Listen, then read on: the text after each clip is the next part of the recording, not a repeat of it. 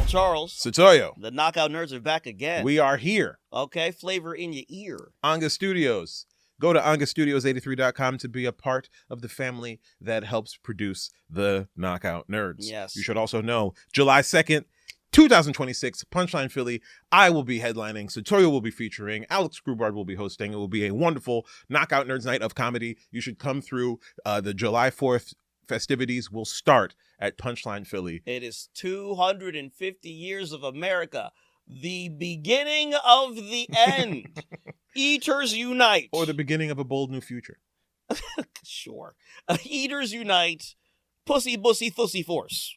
We're in full effect. City of Philadelphia, come through. It's going to be an amazing weekend. Delawareans come through. New Jersey. Jerseyans, please drive carefully. Yes, when you come into the city. through. Because sometimes y'all be acting like you ain't never driven in your life. I drive behind somebody from New Jersey. I expect that car to do everything, including transform. They be doing whatever the hell they want. They don't care. They drive backwards on the highway. You understand? They sure do. And they think you wrong for noticing. Yeah. Why you bringing I don't it pump up? my gas. Why the hell you think I care about these little lines in the street? Exactly. Yeah, you have... It gives people jobs, but at the same time, man, you got to let them people pump their gas. You really got to let them They people... must feel the pain. They got to feel something, because when they don't feel nothing, that's why they be driving like that. Yeah. That's why they be conducting themselves like they conduct themselves, okay? Maybe if they had to, communicate more while they was pumping their gas, their accents wouldn't sound like that. Oh, wow. Okay? Hey, I just say, I don't know what to say to you, It's just one of them things. Mm-hmm. Man, Darryl, you came in today... And you was real arrogant. What was that? Well, you was arrogant. How? Because, and don't worry, I got you. You came in, and this is how I know, because sometimes you get new, you brand new, you outside, you were ripping and running, and you wasn't taking care of yourself. Because when that bat signal goes up in the sky. Look, when the city needs to be defended, it has to be defended, but I don't understand what that has to do with... When we don't take care of certain things, this is how we get holes in our sweatpants. I have holes. This is how we lose keys.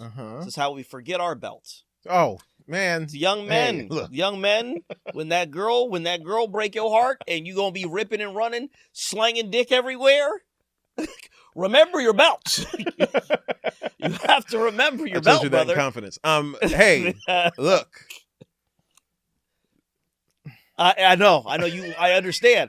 Listen, I've been here before. I've lived the life that you're living, and I understand. I too have been like, damn, I'm not taking care of myself. I'm not doing the things. So many finer points to be getting dressed. And when one has to include interstate travel in that entire equation. And a belt sometimes is a big part of things get that. Lost. Yeah. Or not thought of. Yeah, sometimes things aren't thought of. Because I understand. When there is a mission afoot.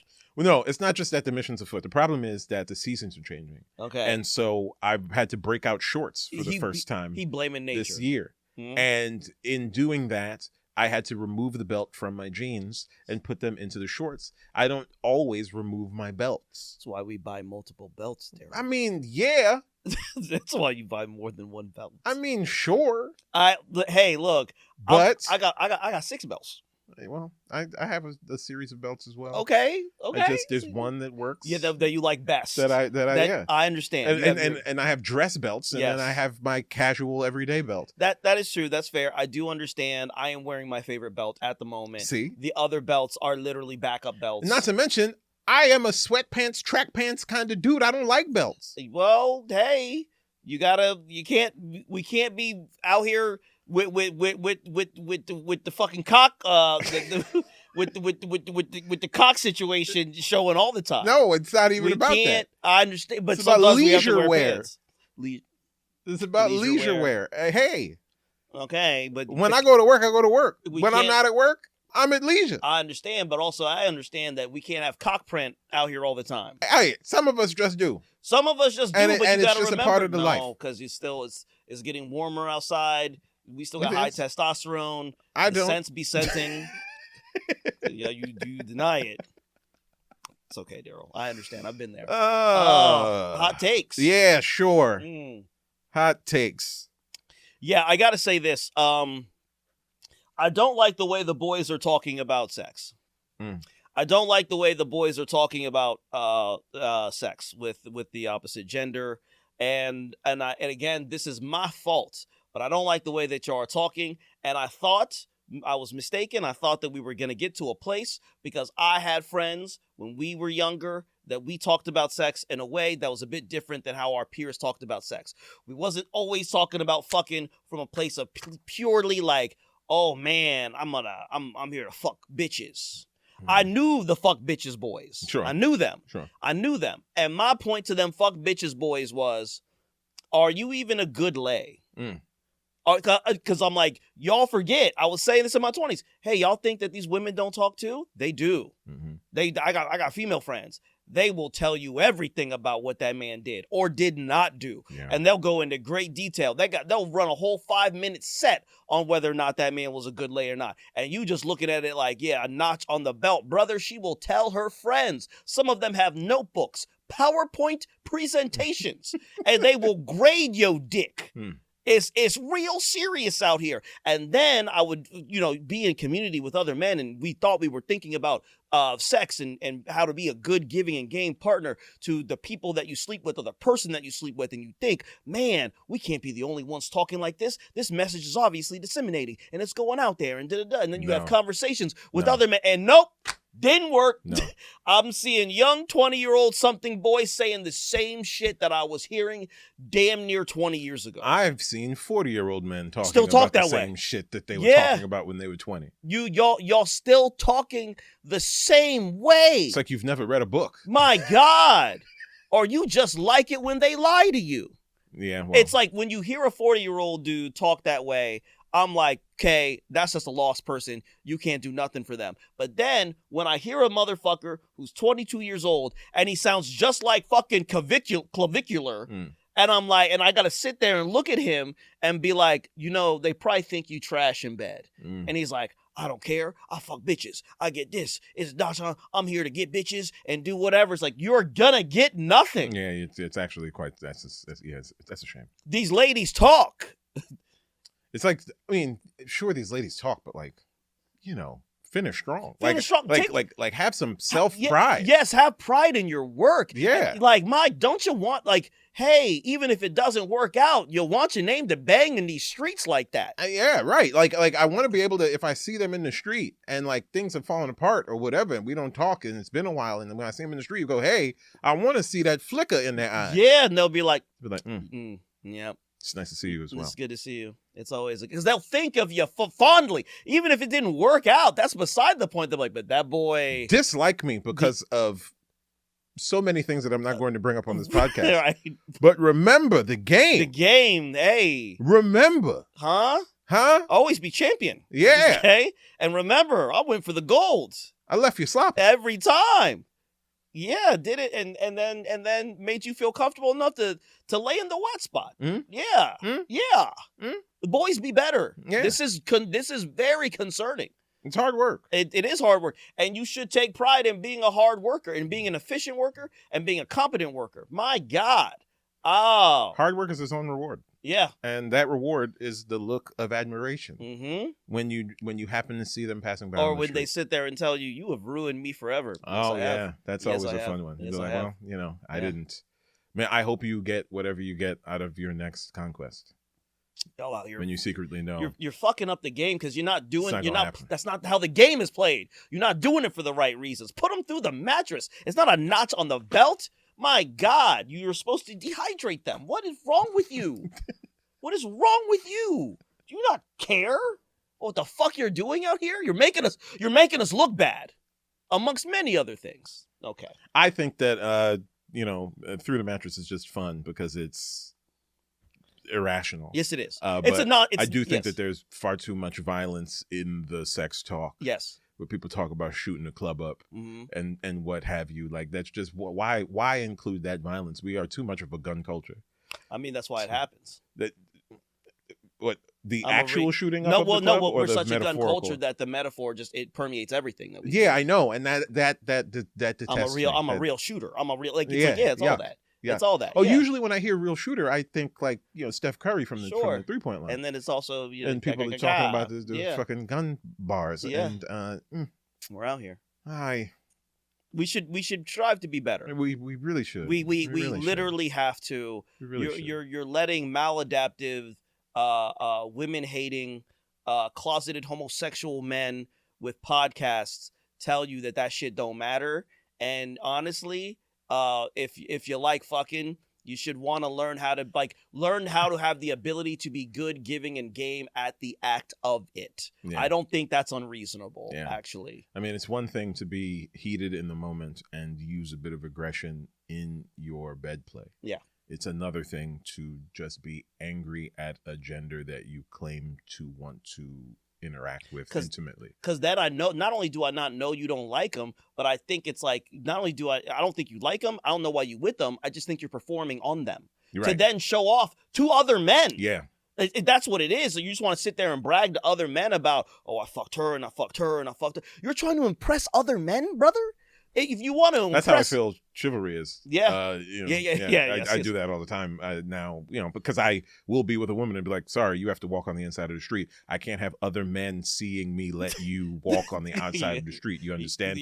I love women. So the men around must know that I am a man. Yes. And I will slap you if that is necessary. Yeah. Because if those men look at me wrong, how is my penis going to get hard? Oh, yeah. How can I... And that's a weird fucking thing. It's very weird. It's very strange. My hot take, Dana White apparently doesn't like the fact that men are getting mental health services and men are trying to tap into their emotional response to trauma. He doesn't like that. He thinks it's making people soft.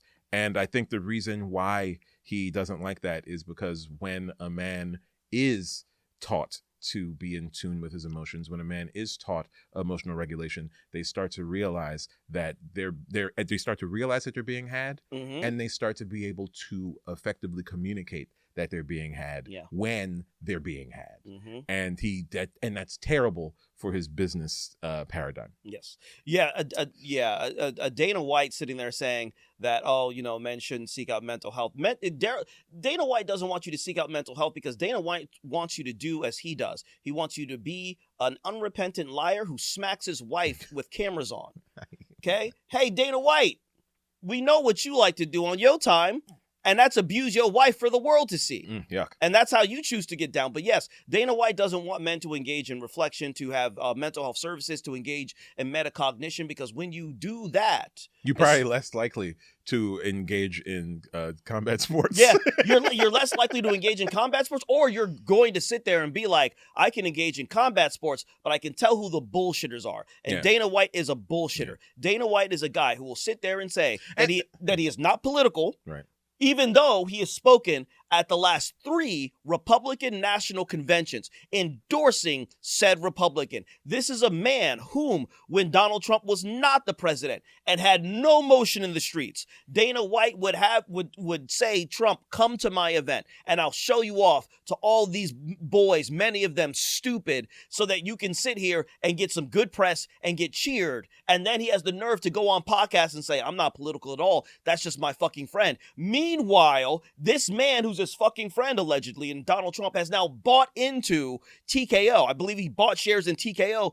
TKO owns his company. Right. So everything Dana White does is political. Everything that Dana White does is political, and he's a huckster and he's a grifter because he's a fight promoter. Right? But when you have the ability to reflect and you can sit there and be like, oh, that guy's full of shit. Yeah. And when you realize that he's full of shit, you may still engage with combat sports, but you will be more selective about the stuff that you choose to watch. I know social media influencers who used to talk about the UFC and the fights heavily, and now they no longer talk about MMA at all. They're like, I just can't do it because of this guy. And these men all have something in common. Yes, they all talk about their mental health issues. Yes, they all talk about being in therapy. Interestingly enough, they're all fucking black. So Dana White doesn't want men to see him for what he is. A liar who likes to assault his wife in public. So I can only imagine what he does to that lady in private. Fuck that guy. Suck a dick. Go back to doing HGH. That's why your head looks like that. Okay, so we're gonna get. I'm not wrong. No, he's not wrong. Did I say you were wrong? No, I'm just saying. You just took a far more aggressive stance. And I'm not emotional. I'm frustrated. See, that's called reflection. That's called reflection. Even though you see what I did with the word frustration is emotion. Okay, you got it. Okay, well, yeah.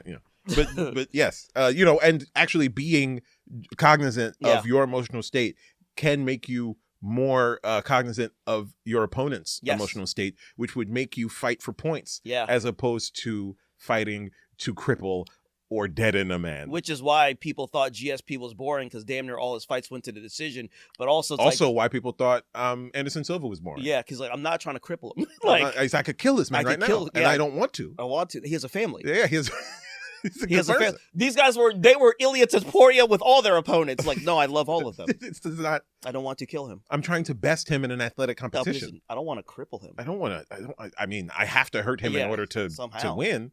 But like. He has family. he should be able to walk away from it. Right. What is the referee here for? Right, exactly. Like, we all know Herb Dean ain't gonna stop. Herb Dean ain't gonna stop nothing. So we got a request. I got this through Setoiyo that I've been delving into the nerdity in a very abstract way. Just whatever I happen to see in the news that makes me want to research stuff. Again, that's how nerds are. We like to be academic in our approaches. We like to learn about things, a variety of different things. But I was told that the video games is where people wanted to be. The streets want that.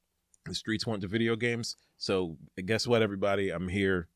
Video game time. We're going to talk about the rise and fall of Sega. Oh, I need y'all to know, growing up, I was a Sega kid, dude. Like, after I had a Sega cousin. I had a Nintendo. We were Nintendo kids. Yeah. My brother and I. My cousin had a Sega, so we were constantly bringing the systems over to each other's house. I didn't touch a Nintendo until the Nintendo 64 after the Wow. Nintendo. I didn't own. I didn't own a Super Nintendo. I didn't fuck with. Once Sega came, Nintendo could suck my balls. Okay. I didn't fuck with them at all until the 64. And the only reason I fucked with them for the 64 because WCW versus NWO World Tour popped off.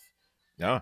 And I was like, yo, we on that type of time. Oh, well, it was a very good game. Yeah, it was a very good game. Those THQ wrestling games were fantastic. They was on another. And THQ actually were the first producers of the UFC game, which was very good. And then they went to EA. And an entirely different set of circumstances. But we'll start with July of 1983. Okay. That is when the Nintendo comes out in Japan. Okay. The Famicom. Yes. For the nerds in the streets. Yeah. It comes out in America in October of 85 as a limited release, and then it gets a full nationwide release in September of 86.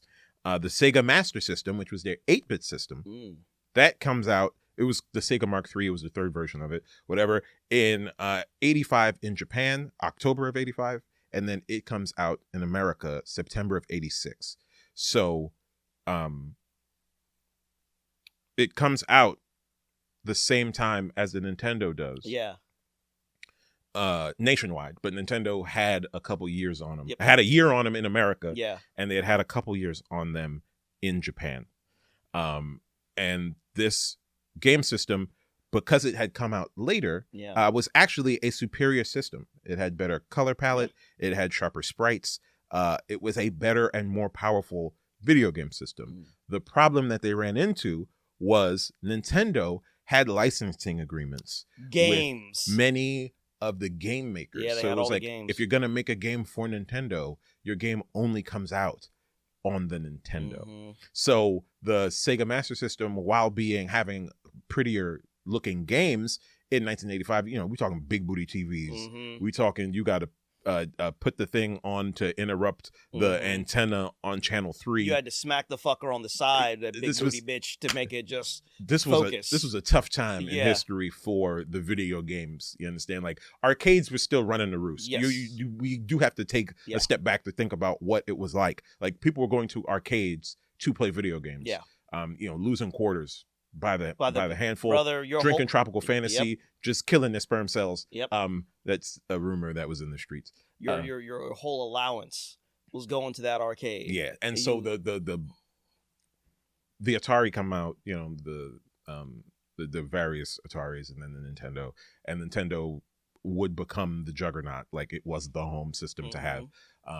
But Sega the games were better. They had a more powerful system, but they were only able to get about 5% of the U.S. market. Because of the licensing agreements, they were not able to have the game. Here's a fun fact. Do you know that the Sega Master System is, in fact, the longest running console in history? I did not know that. They are in Brazil. Really? It is so popular, they are still making them today. That's wild. The Sega Master System. They are That's still making them crazy. Today in Brazil.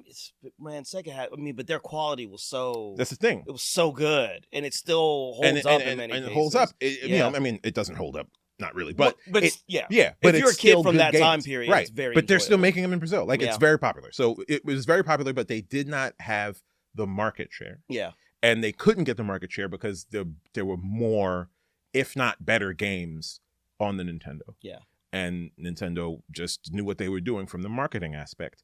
So this was the funny thing about it. Sega knew that their problem wasn't a superior product.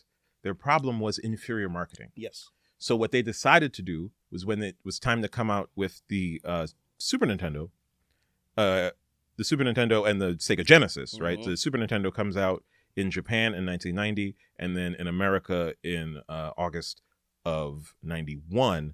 The Genesis came out. Oh, I don't think I wrote it down. It's like in 1993 or something. No. It came out, I think, I think it came out in 92 as well. Okay. Or no, because Sonic the Hedgehog came out in 91. So yeah, I think 91, because Sonic the Hedgehog came out with the Genesis. That was like one of the games that got released with it. So it comes out in 91. Sega decided that marketing was going to be the way that they were going to make a difference. Yeah. So that's why they pushed this attitude-heavy era. Yes. That's why they advertised to teenagers and not kids. Nintendo always wanted to be sold as a toy. They wanted to be like right next to G.I. Joe. That was the idea, and they were selling toys to children. Sega said, no, we're selling the cool games to teenagers.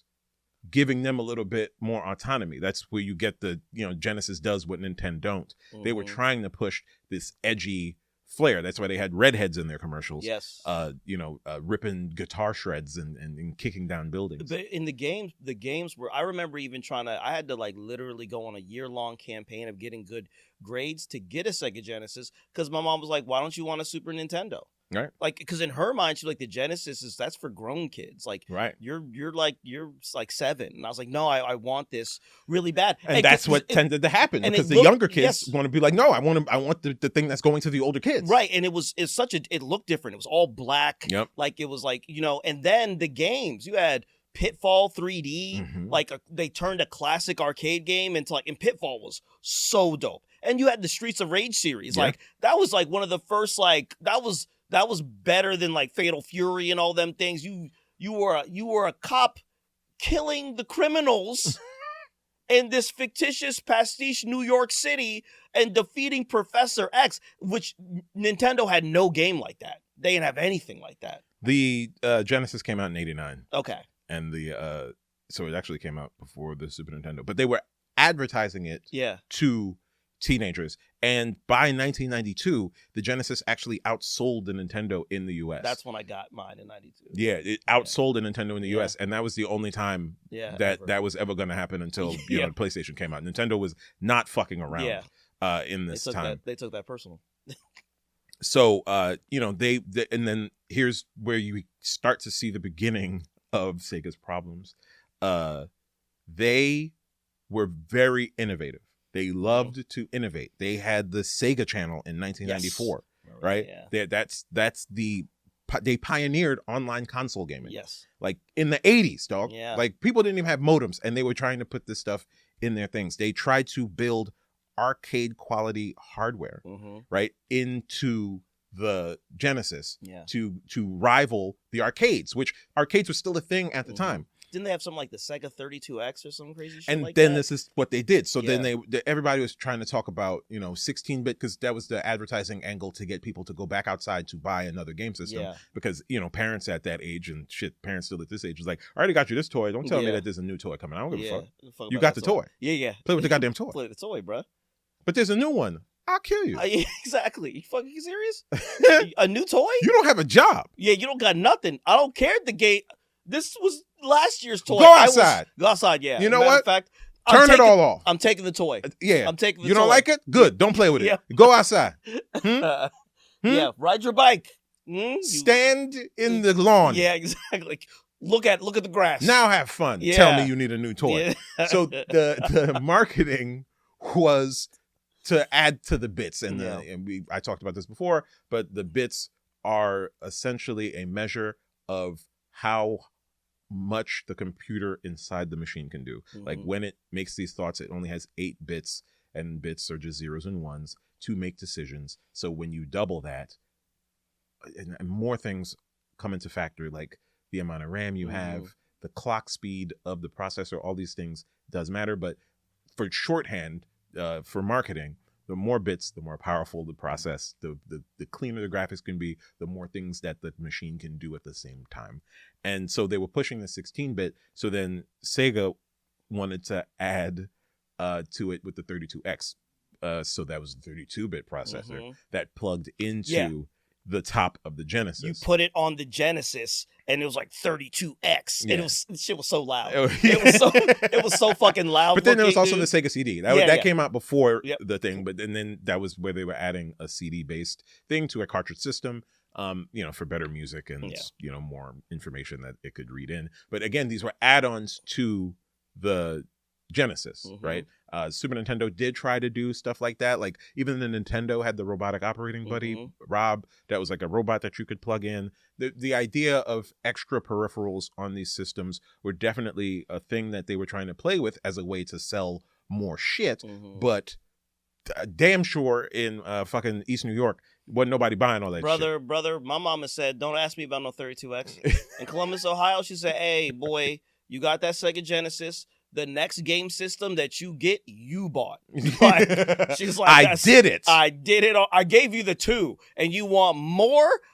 Bro, you got to get a job. Do you know what food is? Should be lucky you eating every day. Yeah, God damn it. Sometimes I don't eat because I'm tired, but you eat every day. Nah, you gonna pay for your next system.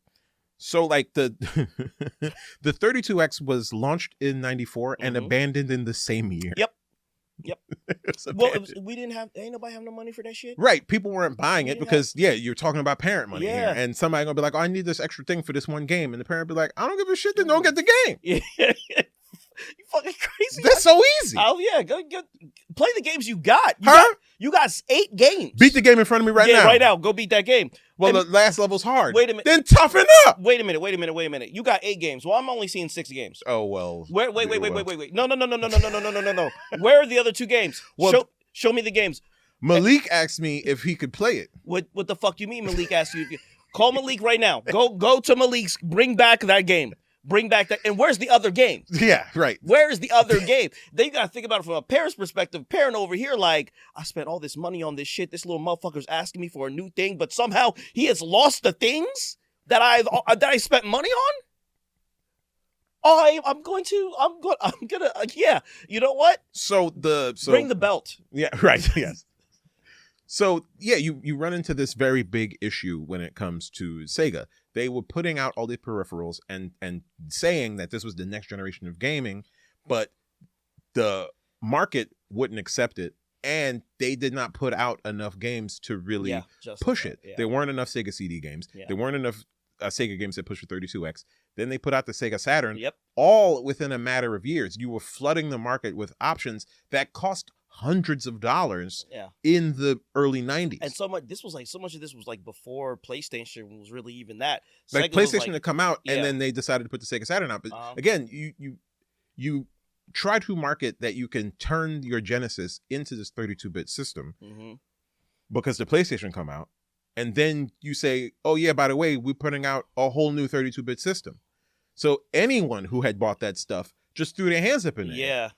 Hey, bro. Hey, we already did it. What you mean you're gonna do it again for real this time? Right. Oh. And okay, now there are CD based games Uh-huh. for the Sega Saturn, but I got a Sega CD, Yeah. so I should be able to do the same. Guess what? No, you can't. No, you cannot. They actually don't convert That's over. no, not at all. Yeah. And the idea of backwards compatibility wasn't even a thing. No, it wasn't thought of really. Not at all. Yeah.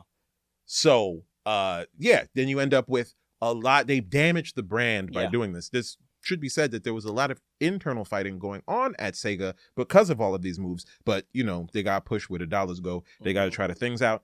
And you end up with a lot of trust being lost by the people who were buying and playing the games, especially when PlayStation 2 comes out, and then they tell you that the games are backwards compatible, which was not true like 100% across the board. Yeah. Many of the games were backwards compatible, but it's all kind of a moot point at this point. But Sony was the first ones to really push backwards compatibility in these games, and it worked. It was a wrap. I mean, like when PlayStation came, it was already like a lot, but when the PlayStation 2 dropped, it was like, yeah, bro, it's over. Like it's hey, they won, bro. They kind of got it. And then what Sega do? I think the last pop-in John they had was like the Dreamcast. Oh, yeah, the Dreamcast comes out in 1999. Yeah. And in many ways, this was a banger of a system. This was the one they should have made next. It had a built-in modem. Yep. They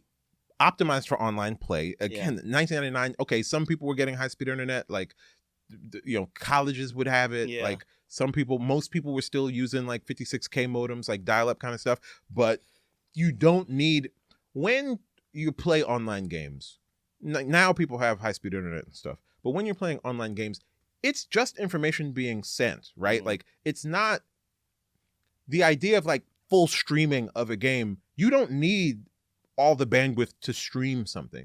Like if I'm playing online games, like my game system is talking to your game system. They're just creating a few numbers and then rendering those numbers in real time on my machine and then rendering it in real time on your machine. So you don't need a super fast connection in order to like play a fighting game with a person. Fighting games are a little different, but like to play a game with somebody, you don't really need that. So like a 56K modem can't handle most things. People were playing Quake over fucking 56K modems. Like it's okay. You can do some interaction, but like the Dreamcast had it. They had they were doing arcade ports at 60 frames per second. Like that is, again, nerd language, but like the screen is updating 60 times per second. You get very smooth graphical transitions. It looked like it did in the arcade in your home. It was so tough. I remember I would go to parties because I wasn't really, I'm a teenager. I wasn't really talking to girls all like that.